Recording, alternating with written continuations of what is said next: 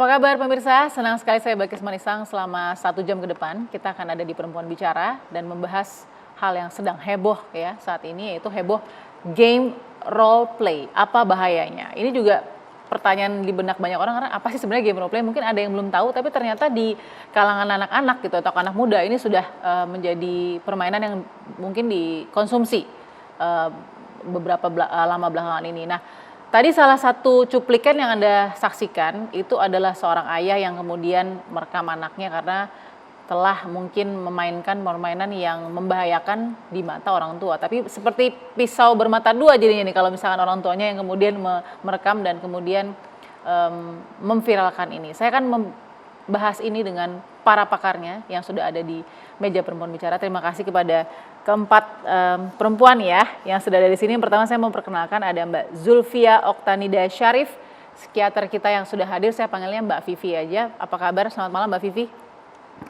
Selamat malam, kabar baik. Terima kasih sudah siap ya untuk membahas ini. Baik. Dan kemudian ada Mbak Hanifah Hasnah, pakar parenting. Saya panggilnya Mbak Iva. Mbak Iva apa kabar? Alhamdulillah baik, sehat ya. Ada masalah parenting lagi yang harus kita bahas malam ini. Oke, dengan senang hati. Baik, dan ada Ibu Ai Mariati Solihah, Ketua Komisi Perlindungan Anak Indonesia KPAI. Ibu Ai apa kabar hari ini? Alhamdulillah sehat. Ini perjalanan jauh ya, baru dari jauh landing. Baru landing ya, baru mendarat. Kepulauan Seribu. Dari Kepulauan Seribu. Dekat. Tapi kan karena melampaui lautan, jadi bilangnya landing. Oke, baik. Sudah, terima kasih Bu Ai waktunya. Dan ya, ada Audrey sebagai, ini sudah saya bilang gamers ya, gamers yang hadir di malam hari ini. Mbak Audrey apa kabar? Alhamdulillah baik. Oke, saya harus perkenalkan dulu Mbak Audrey ini sudah jadi gamers kurang lebih 20 tahun ya. 21 tahun mungkin ya, lebih mungkin bisa dibilang. 21 tahun jadi gamers. Iya, lebih. Jadi merasakan dinamikanya games-games yang masuk ke Indonesia. Iya, banyak banget dari game benar-benar nggak pernah dilihat di Indonesia sampai akhirnya sekarang udah benar-benar dilihat sama semua orang. Oke. Iya. Sampai sekarang masih main game juga?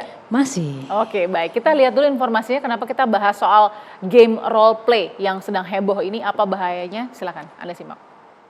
Oke, saya harap orang tua yang menyaksikan ini atau anak-anak yang menyaksikan ini ada bimbingan orang tuanya di sampingnya agar ini untuk memberitahukan bahwa edukasi ini untuk justru membuat kita mengerti game ini seperti apa dan efeknya baik buruknya seperti apa. Oke, saya pertama penasaran, saya mau ke Mbak Audrey dulu. Kenapa? Karena Mbak Audrey punya expertise di situ.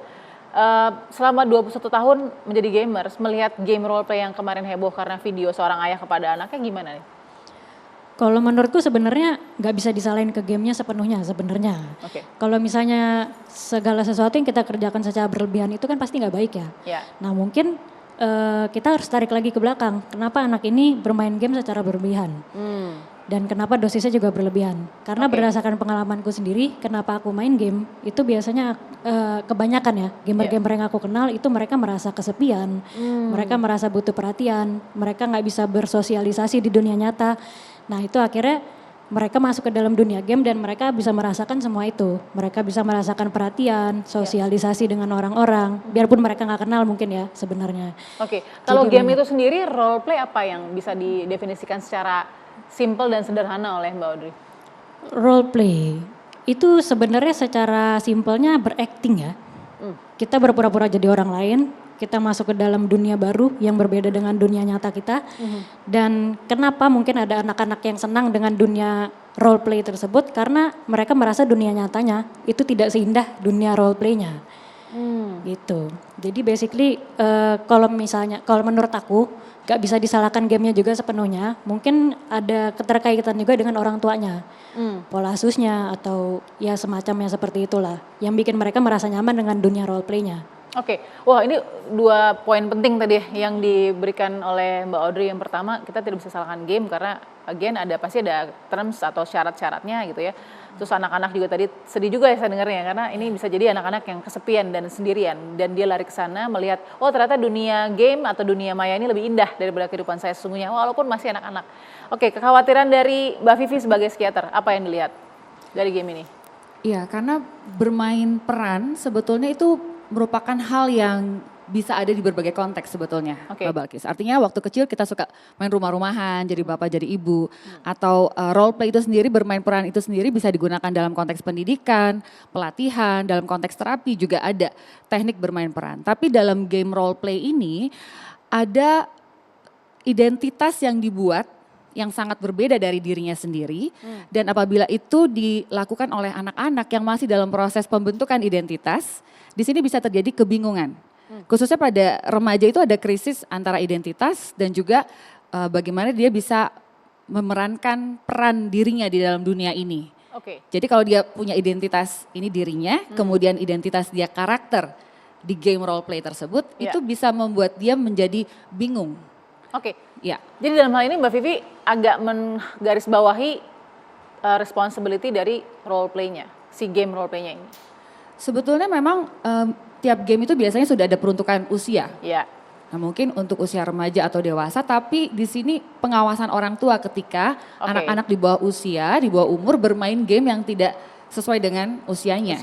Oke, jadi menyayangkan bagaimana syarat dan ketentuan dari permainannya, tapi juga satu sisi melihat dari orang tua. Betul, karena siapa yang bisa mengawasi? Oke. Ketika misalnya game ini diperuntukkan untuk remaja atau usia dewasa, ternyata anak-anak kayak kasus itu 11 tahun.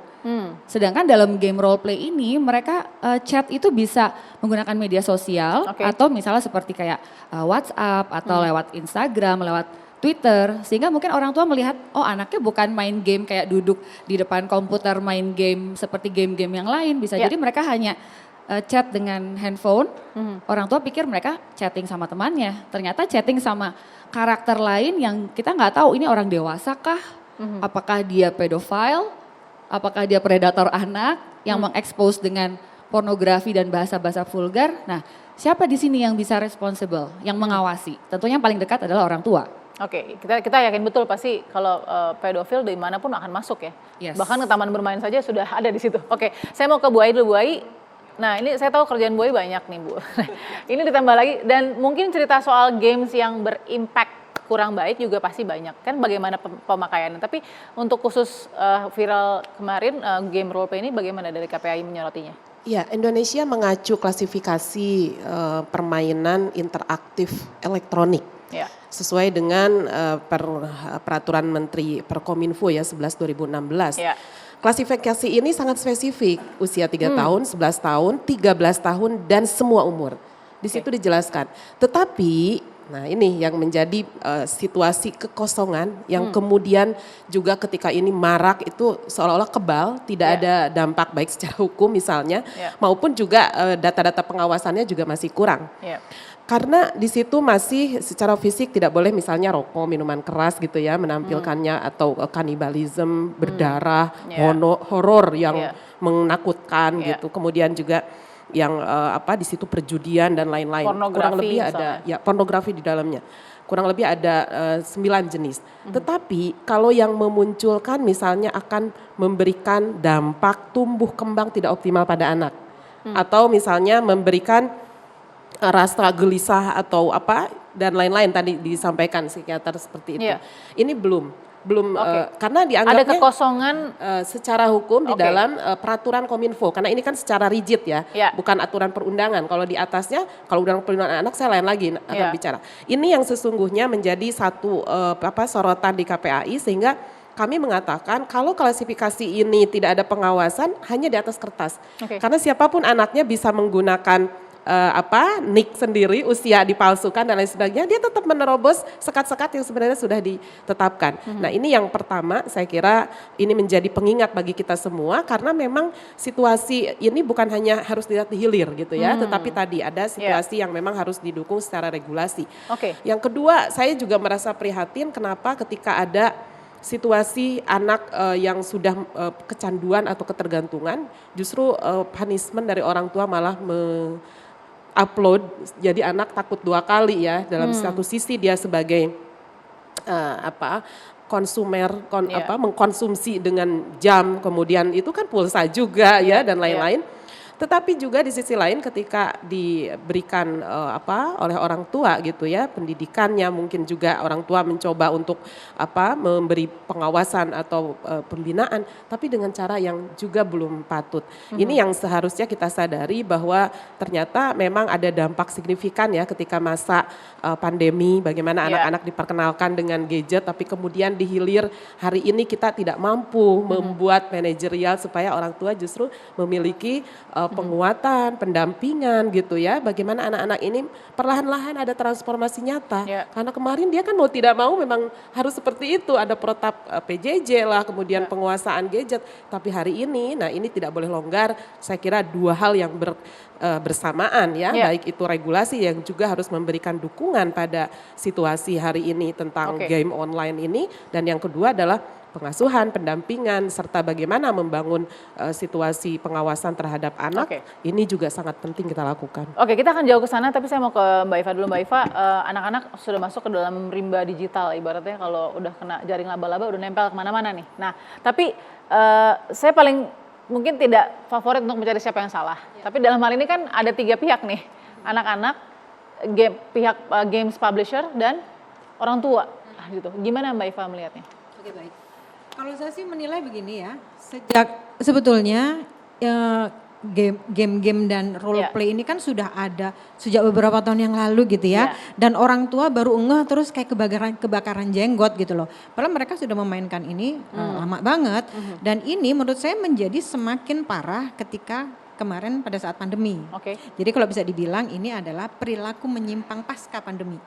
Karena apa? Ketika pandemi mereka diam di kamar, mereka diam di rumah, mereka hidup berklaster-klaster dengan orang tua yang ibunya mungkin masak, bapaknya lagi rapat di kamar itu, anak pertama rapat di sini, dan mereka atau orang tua itu lebih merasa tenang karena anaknya nggak kemana-mana. Padahal mereka nggak tahu di dalam rumah itu walaupun keluarganya itu tidak broken, tapi ternyata secara hubungan emosional udah nggak ada. Sehingga mereka lebih senang berhubungan dengan orang lain. Tadi Mbak Audrey bilang ada merasa kesendirian. Merasa sendirian. Nah makanya teman-teman yang ada di rumah sekarang berterima kasihlah karena berita ini mencuat. Terus apa? Kenapa harus berterima kasih? Karena kita bisa mempelajari sebetulnya kenapa sih anak-anak itu senang main games. Karena dalam games itu ketika kita daftar kita tuh udah dikasih hadiah. Ya gak sih? Ketika kita menang, kita dapat ucapan yang luar biasa gitu ya. Hore kamu menang, ada yang segala macam jatuh gitu ya. Nanti kalaupun dia kalah, dia kayak kasih semangat, coba lagi. Nah ini harus kita pelajari, anak-anak di rumah diperlakukan seperti itu gak sih sama orang tuanya? Ketika mereka gagal, diinjak atau dikasih semangat lagi. Kamu pasti bisa, ayah melihat potensi kamu luar biasa. Dikasih hadiah. Kan kebutuhan anak-anak seperti ini, terus ada komunikasi yang menyenangkan nggak? Nah ketika nggak ada komunikasi, karena kita melihatnya begini, di role play itu sebetulnya yang mereka butuhkan apa sih? Hubungan loh, ya nggak? Ketika hubungan yang dicari, kita kembali dong ke rumah, hubungan di rumah seperti apa gitu loh. Jadi jangan nyalahin gamesnya itu adalah industri, mereka mencari pasar, ada market tertentu. Dan marketnya sudah bisa dibaca, yaitu adalah anak-anak kita yang kekosongan jiwa. Tadi kalau Mbak Ai bilang ada kosong secara hukum, kalau saya bilang kosong jiwanya. Gitu.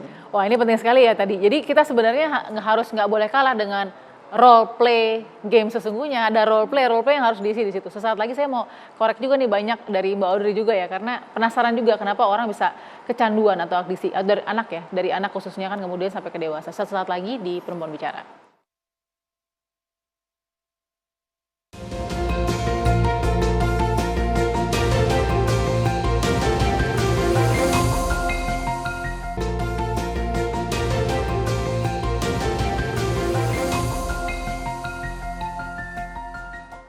Terima kasih Anda masih bergabung bersama Perempuan Bicara. Saya melanjutkan segmen 2 ini mau ke Mbak Audrey. Kenapa?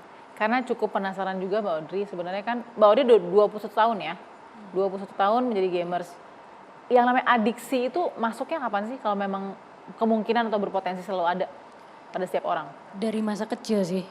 Dari aku sendiri, dari pengalamanku sendiri dan dari kebanyakan gamer-gamer yang aku kenal ya. Itu basically mereka merasa kesepian, termasuk aku sendiri ya, merasa kesepian di rumah. Di usia berapa waktu itu Mbak Audrey merasa seperti itu? Aku dari SMP, dari SD dan SMP udah merasa seperti 13, itu. 14, Ya, ya. merasa kurang perhatian dari keluarga, merasa sendiri. Setiap kali aku butuh diajak komunikasi, tapi nggak ada yang ngajak komunikasi. Jadi aku udah benar-benar nggak tahu mau bicara dengan siapa.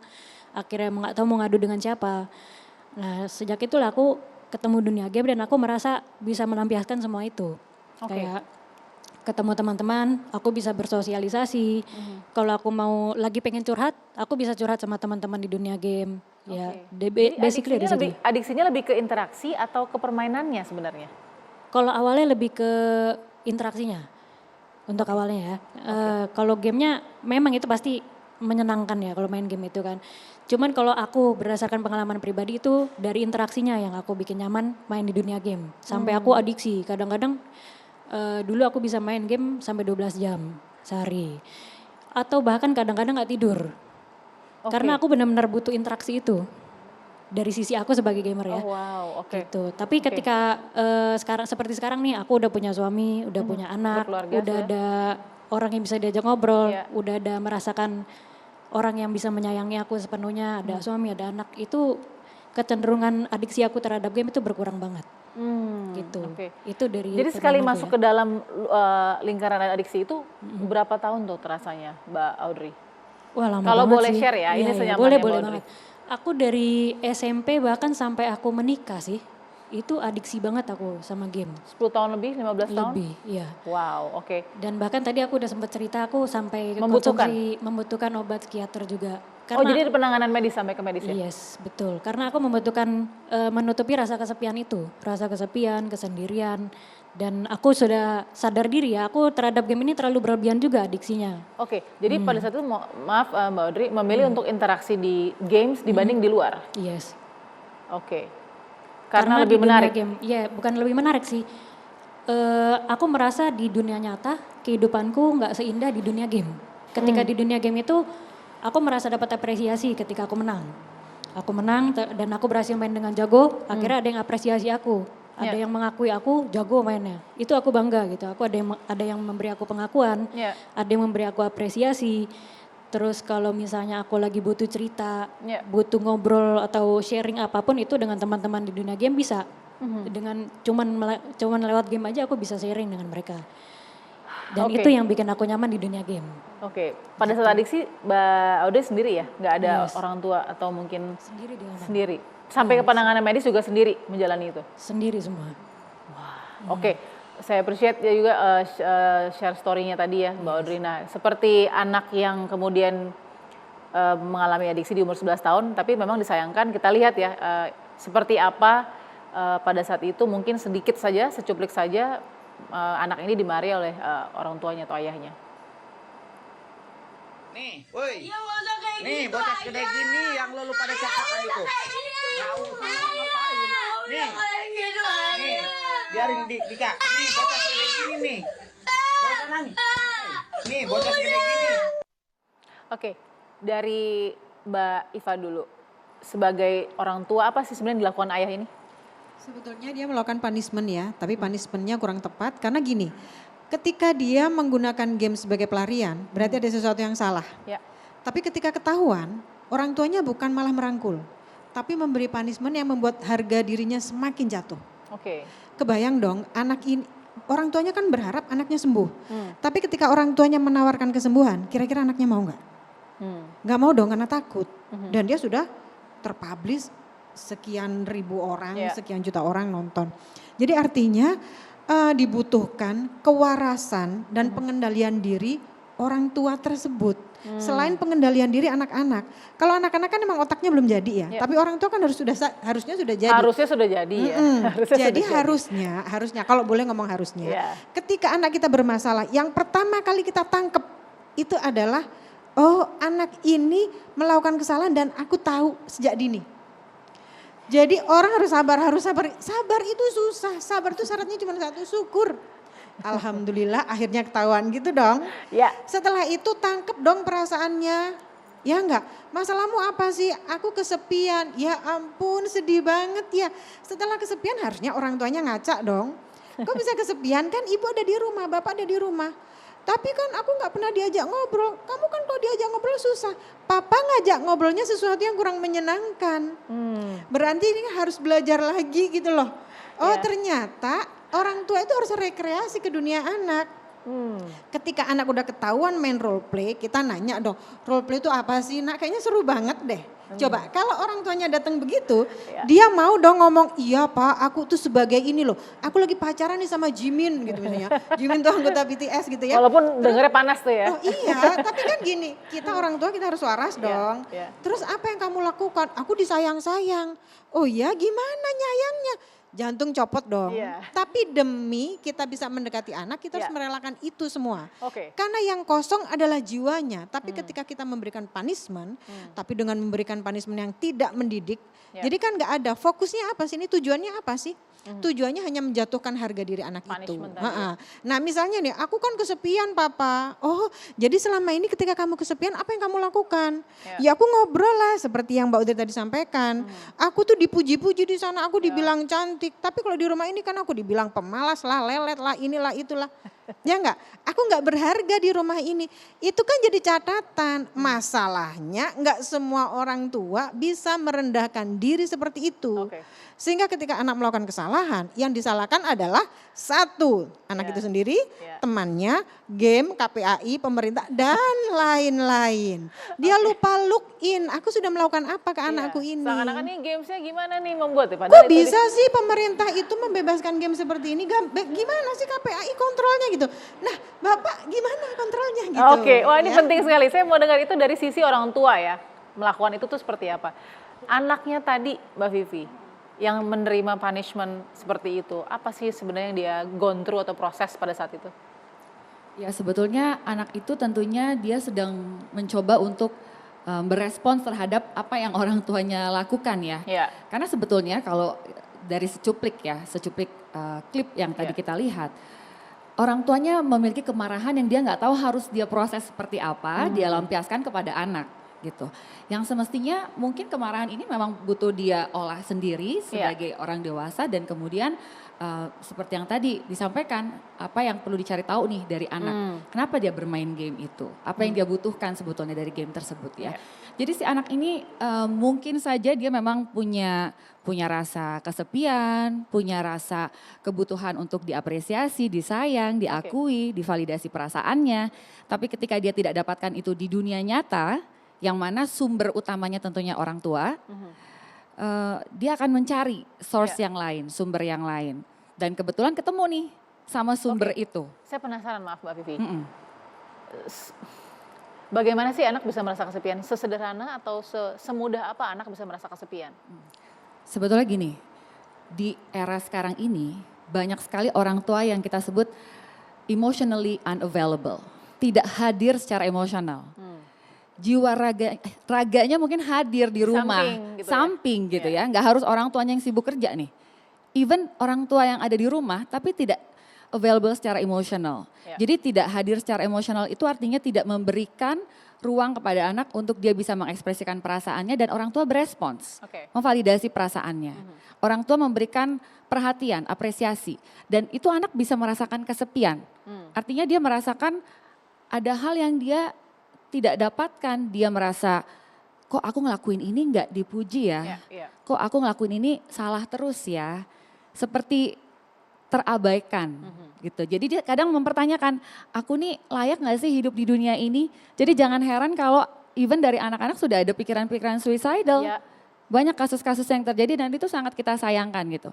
Jadi memang kalau kita lihat seperti ini ya, kita perlu aware bahwa orang tua tuh sangat perlu belajar parenting. Karena anak punya kebutuhan emosional yang harus kita penuhi.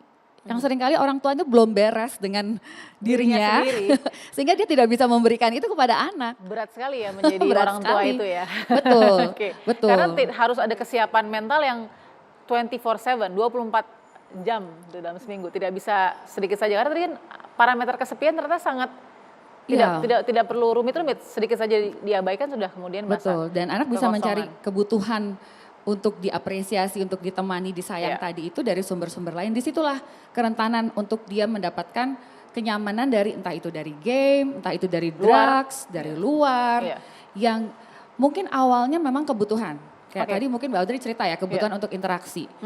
Tapi ketika suatu hal tersebut dilakukan secara berulang dan kalau di game itu memang sudah di-create, dibentuk oleh pembuat game bahwa memang ada ada rewardnya dan itu di otak akan mengaktifkan ada area namanya brain reward system. Jadi keluar tuh semua hormon bahagia, dopamin, endorfin semua, wow bahagia banget nih dan ada keinginan untuk mengulangnya. Nah kalau itu terjadi berulang barulah muncul adiksi. Jadi adiksi itu nggak muncul tiba-tiba, Mbak Balkis. Sehingga memang ada proses dulu dia merasa nyaman, dia mendapatkan kebutuhannya, dia lakukan berulang, baru terjebak di adiksi. Jadi kalau sudah adiksi itu dia juga udah menderita. Dia udah gak mau sebenarnya. Ya kan Mbak Audrey ya? Artinya aduh udah capek nih, udah gak bisa tidur, gak bisa ngapa-ngapain. Tapi gak bisa lepas. Terus harus melakukan itu ya? Yes, karena itu sudah masuk ke disorder. Boleh menambahkan tapi kita harus jeda dulu Mbak Iva, gak apa-apa. Saya masih punya banyak waktu untuk Bu Ai juga dan Mbak Iva. Sesaat lagi kita akan sambung di Perempuan Bicara.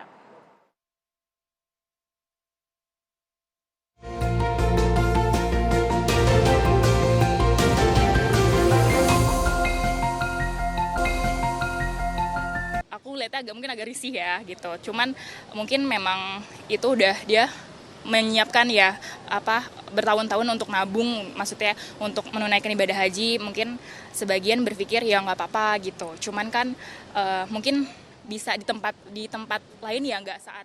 Oke, kita nanti akan dengarkan bagaimana di Perempuan Bicara mungkin masyarakat bicara soal games, heboh games role play ini. Tapi saya mau ke Bu Ai ya untuk meneruskan perbincangan kita. Apa yang sekarang KPAI juga tadi khawatirkan kan dari Bu Ai adalah ada kekosongan tadi kan. Kekosongan yang tidak mengatur dan tidak ada sanksi juga yang kemudian bisa dirasakan. Nah ini masyarakat juga punya banyak sekali asumsi atau pikiran ya yang menyuarakan soal games ini. Kita dengarkan dulu apa kata masyarakat, nanti Bu Ai bisa mungkin melihat bagaimana keresahan masyarakat. Kita dengarkan dulu. Anaknya mungkin main juga nggak Bu? Main sih. Ya tapi dalam pengawasan orang tua, nggak boleh sering-sering main seperti itu. Ya harus diawasin orang tua, kalau nggak diawasin kan bisa bablas. Mungkin cara dari orang tuanya nge-upload itu di sosial media ya, mungkin ada cara lain untuk membuat anaknya jera atau bisa menasihati anaknya gitu, tapi bukan untuk diviralkan di sosial media. Kasihan juga ya kasih anaknya sendiri, karena kan kalau kita lihat sekarang ada game-game yang memang seperti kayak Sims, Free Play seperti itu. Mereka anak-anak bisa memainkan peran sebagai orang lain. Kadang ada yang jadi ibu mungkin ya, ada yang jadi mungkin sudah dewasa dan itu kita bisa chat juga dengan rekan-rekan lainnya yang mungkin kita nggak tahu umur mereka itu sama seperti kita atau mungkin ada yang sudah dewasa juga. Jadi mungkin percakapannya juga akan mengganggu si anak juga ya. Saya kutip juga tadi seperti kata masyarakat yang terakhir tadi ya Mbak Dela kalau tidak salah namanya. Bu Ai, bahwa role play ini bukan hanya heboh di game saja ya, tapi role play ini juga kemudian membuat cabang-cabangnya sendiri. Benar-benar permainan role play yang membuat komunitas sendiri, lalu kemudian tidak syarat ketentuan yang memang kids friendly atau children friendly atau ya semua yang ada di norma-norma di mana kita berada. Nah, pertama KPAI gimana nih cara menariknya dulu nih? Karena kan tadi kan ada kekosongan juga kan terhadap pengawasan dari pemerintah. Mau yang mana dulu diproteskan menurut Bu Ai? Ya, sebetulnya ini harus berbarengan karena kalau kita melihat orang tua ada di dalam variabel penting antara anak-anak ini kemudian muncul partisipasi untuk tujuan positif, dia menjadi seorang atlet ya kalau hari ini, kemudian dia juga bisa lebih produktif, tapi kita juga jangan lupa bahwa ada satu sisi lain yang memang ketika anak masuk dalam dunia games tanpa ada ya tadi pendampingan, pengawasan, dia juga akan masuk dalam situasi baik itu adiksi, menjadi korban atas situasi ya peningkatan dari sedemikian hebatnya ya game-game di Indonesia maupun di berbagai negara. Ini yang kemudian harus diingat bahwa pengasuhan di dalam keluarga itu juga masih minim. Ada 56% orang tua di tahun 2020 yang KPAI ajak survei dan bicara apakah mendapatkan pengasuhan untuk anak dalam menggunakan gadget. Jawabannya tidak. Tetapi 38% iya mendapatkan ilmu pengasuhan atau parenting ya kalau kita. Dan 38% ini ketika ditanya dari mana Mbak Iva, itu dari medsos. Ini menjadi bukan warning. Dari pakar. Bukan dari Mbak Iva. Ini gimana ini Mbak Iva? Mungkin kalau lebih sedang banyak bicara lagi di laman di berandanya mungkin orang bilang ini justru aku dapat dari pakarnya misalnya. Tapi kenyataannya hanya bicara medsos. Sementara begitu satu longgar, arah jadi satu arah ya. Ini yang menurut saya juga menjadi sebuah persoalan ketika anak mendapatkan tantangan dan ini dunia sedang berubah ke 5.0 gitu ya. Tapi ternyata situasi pengasuhan kita masih konvensional dan bahkan tidak punya perangkat yang jelas bagaimana dia dididik, bagaimana dia mendapatkan ilmu dan juga mungkin terlibat di dalam friend list teman anak ini menjadi temannya gitu ya di dalam medsosnya dan lain-lain. Nah sekali lagi ini yang membuat kami harus tetap berada di jalur watchdog atas situasi perlindungan ini bermain di ranah regulasi. Gitu. Itu yang tetap harus ada ketegasan negara ini, pemerintah ini untuk mengatur dan bahkan memberikan ruang lingkup yang bisa memunculkan di satu sisi partisipasi anak, di sisi lain kita meminimalisir bentuk-bentuk yang memang real di level hilirnya terjadi gitu.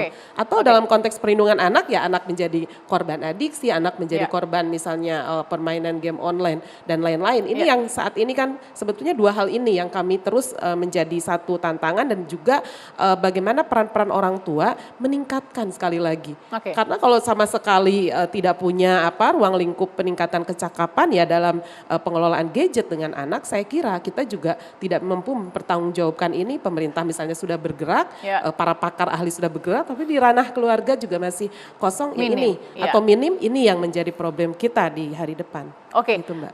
Mbak Iva, waduh, ini role play bukan sekedar hanya ada di dunia game saja, karena ternyata komunitas-komunitas sudah mulai, saya nggak tahu ini komunitas gelap atau komunitas terbuka begitu ya, yang juga memainkan role play, mengumpulkan orang atau anak-anak atau anak muda, mereka menjadi peran masing-masing atau avatar masing-masing gitu. Nah kondisi seperti ini tuh sebetulnya dipahami oleh anak-anak generasi strawberry nih ya, sebagai peluang bisnis. Gitu ya. Kalau kita melihat role play itu ada dalam satu kelompok yang mereka memerankan peran ABCD, mereka menangkap, oh ketika aku merasa kesepian, aku main di role play dalam satu kelompok besar, tapi aku masih tetap butuh berinteraksi dengan satu orang, anak-anak yang lain juga butuh dong. Nah ini yang tahu kan anak-anak, orang tuh nggak tahu. Gimana kalau aku bikin persewaan? Gimana kalau aku bikin atau aku menyiapkan orang, tapi harus berbayar dong. Akhirnya remaja-remaja ini membentuk agensi-agensi dan melibatkan talent untuk memenuhi kebutuhan remaja yang kurang komunikasi dan kurang kasih sayang. Jadi yang tidak puas di games lanjut dengan role play di komunitas lain. Wow. Karena mereka bisa berhubungan lebih intens lagi, one on one.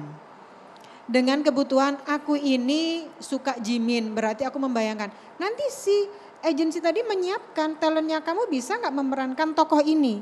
Bisa. Selain kamu bisa memerankan tokoh ini, apakah kamu bisa memerankan tokoh LGBT? Bisa. Dan mereka nggak dalam aturan nggak boleh sama-sama tahu, nggak boleh menunjukkan jati diri. Ini kalau kita pikir ini kan gila gitu ya. Sementara anak-anak ini kan anak-anak calon pemimpin, tapi mereka hidup dalam dunia maya dan mereka lupa bahwa mereka masih punya dunia nyata. Dan akhirnya mereka kehilangan jati diri, kehilangan identitas dirinya. Dan masa-masa pertumbuhan tadi. Masa pertumbuhannya hilang dan mereka akan menarik diri dari orang luar. Belum lagi karena mereka awalnya kehilangan cinta dan orang tua lupa. Orang tua selalu merasa bahwa saya sudah mencintai anak saya dengan cara ABCD, dengan memenuhi kebutuhan ini itu. Tapi orang tua lupa. Apakah kamu merasakan bahwa mama mencintaimu nak? Enggak. Kok bisa enggak? Mama udah melakukan ABCD loh. Emang gak merasa. Tapi yang kebanyakan kita tanyakan seperti yang Mbak Vivi tadi sampaikan, kamu sayang gak sama mama? Sebetulnya bukan kita yang ditanya, tapi apakah cinta yang sudah kita berikan itu diterima dengan bulat oleh anak-anak. Kenapa kamu gak merasakan kalau mama mencintaimu? Karena mama ngomel terus gak pernah menghargai aku. Mama selalu repot, mama gak ngebolehin aku main handphone. Tapi mama repot sendiri dengan alasan ini pekerjaan dan lain-lain dan lain-lain. Sebetulnya dari situ aja kita punya data kekurangan anak kita itu seperti apa.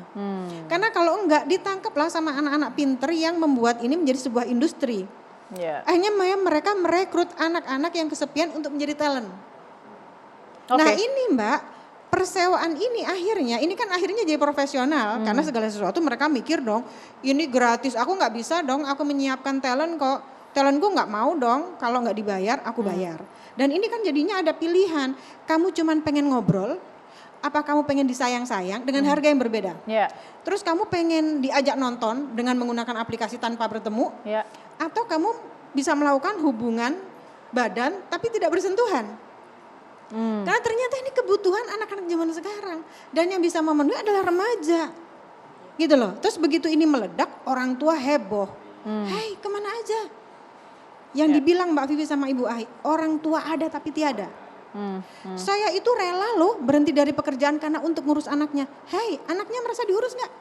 Oke. Gitu. Wow. Jadi ini yang seperti Bu Ai bilang, bahwa komponen orang tua, KPAI udah ngomong segala macam, ahli parenting udah ngomong, tapi orang tua membenahi diri nggak itu? Mereka diterima nggak? Ini bahaya nyata ya di depan ya, soal nyata. Dan gini aja Mbak, ketika mereka itu berhubungan dekat, secara emosional mereka itu dengan orang-orang di dunia maya. ya, yang rentang usianya juga tidak tahu berapa. Iya, dan banyak kita nggak ya. tahu dong si pelakunya itu siapa, laki atau perempuan, nggak tahu, ya kan? Ya. Akhirnya kan dia jadi pribadi yang gini, kita kalau berhubungan itu kan harus melihat matanya seperti apa, intonasinya seperti apa gitu ya, verbal, visual, vokalnya itu seperti apa.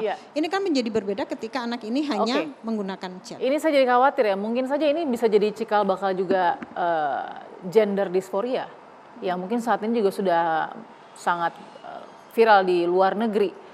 Ini bisa jadi cikal bakal tadi ya, kalau komunitas tadi melebar tanpa pengaturan yang jelas atau aturan, kalau memang boleh pasti ada aturannya.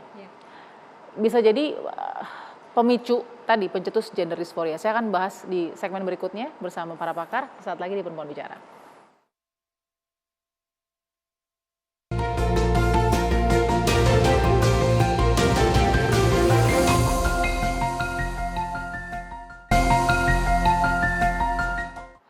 Oke, tidak terasa kita sudah sampai di segmen 4. Saya sebenarnya masih mau ngobrol banyak, tapi nggak apa-apa.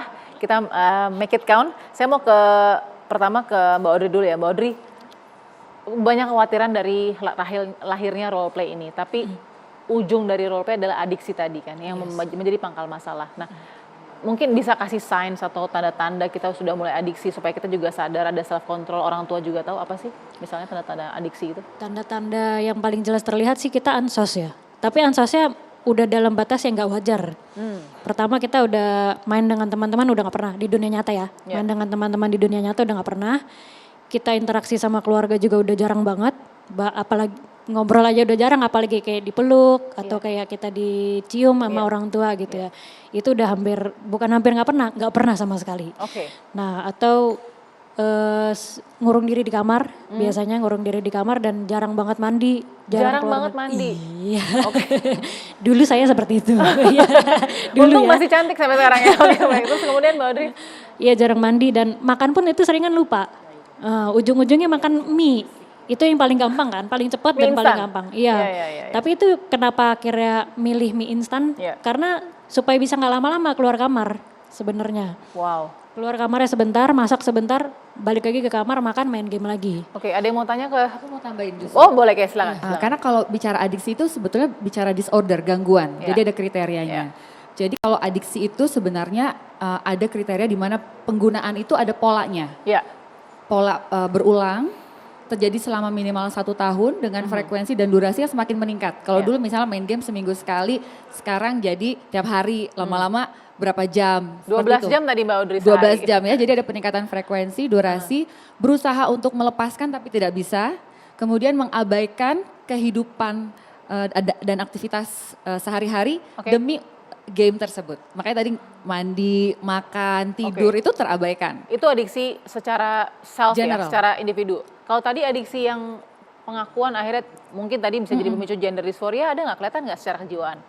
Kalau secara kejiwaan tentunya kita Karena bisa role melihat play kan bukan menjadi diri kita, menjadi diri orang lain. Iya, sebetulnya gini, ada hal-hal yang bisa terlihat dari sisi perilaku, tapi pikiran dan perasaan itu nggak bisa kelihatan.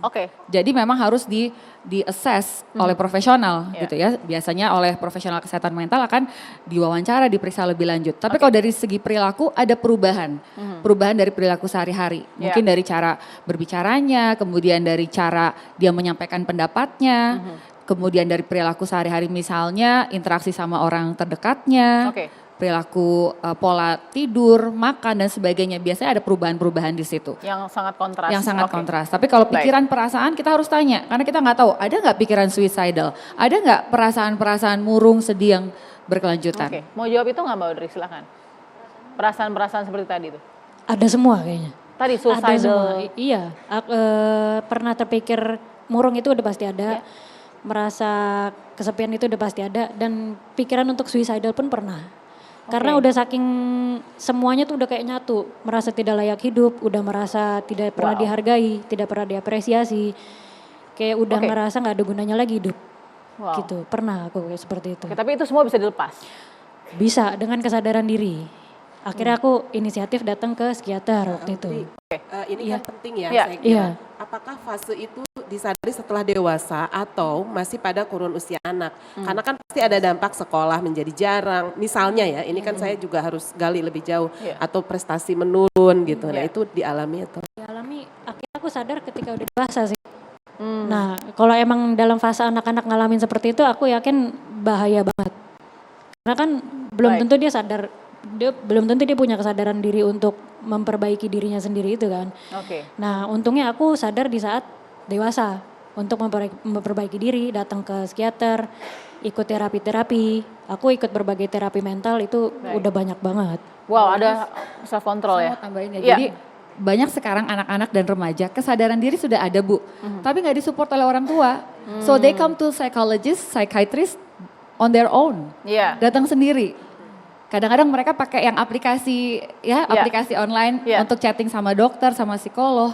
Jadi miris sekali orang tuanya tidak support, ngapain ke psikolog, ke psikiater. Memangnya gila gitu kan. Nah, jadi salah anggapan bahwa ke psikolog dan psikiater gitu. itu kita that's very wrong. Jadi ya itu kita harus support anak-anak kalau memang mereka sudah mulai ada kesadaran ke arah situ. Oke, saya kasih ke Mbak Iva sedikit sebagai closing statement, silakan. Baik gini ya. Jadi teman-teman semua yang sekarang lagi khawatir sekali dengan role play yaitu panggung sandiwara. Sebetulnya kita bisa membekali anak-anak yang belum kejadian atau yang sudah kejadian. Bahwa memang hidup kita itu panggung sandiwara, ya enggak? Panggung sandiwara itu yang namanya juga sandiwara. Ada pemain, ada sutradara, ada naskah, ada kameramen. Ya enggak? Jadi kita masing-masing dari kita punya panggung yang memerankan. Saya sebagai pemeran utama, Mbak Bilkis sebagai pemeran pembantu, Bu Ai dan lain-lain. Jadi jangan sampai kita berperan negatif terhadap panggung kita sendiri. Nah sutradaranya siapa? Tuhan dong, Allah dong. Berarti kan kita harus mengikuti semua arahan. Naskahnya dari mana? Kalau orang Islam tentunya Al-Quran dan hadis. Terus kameramennya siapa? Malaikat. Udah itu aja yang disampaikan. Bahwa kita sekarang lagi bermain sandiwara juga tanpa mengikuti yang ada di media sosial. Jadi tapi dengan penyampaian yang sangat baik sehingga anak-anak melakukan role play di jalur yang tepat. Ini luar biasa, saya berterima kasih sekali kepada 4 perempuan yang ada di kiri kanan saya. Terima kasih Mbak Vivi, terima kasih Bu Ai, dan terima kasih juga Mbak Iva dan juga Mbak Audrey. Ini penting untuk kita renungi, informasi tadi mahal sekali harganya untuk diserap dan diabsorb juga untuk orang tua yang pertama nih. Dan juga pemerintah ya, kita harus bertanggung jawab kepada generasi muda kita ke depan akan seperti apa. Terima kasih sudah bersama kami, terima kasih para narasumber yang sudah hadir. Kita ketemu lagi minggu depan, sehat selalu, sampai jumpa.